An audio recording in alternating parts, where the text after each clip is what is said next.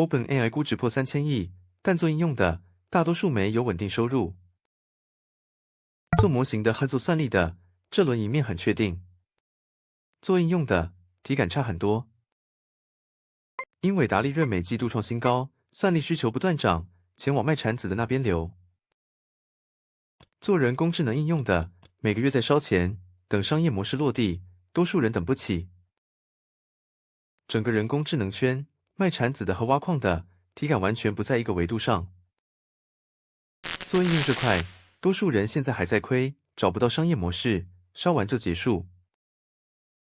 淘金热，最稳的永远是卖产子的。这轮真正赢家是算力和模型层。想入局，先搞清楚你是要挖矿还是卖产子，两条路差距越来越大。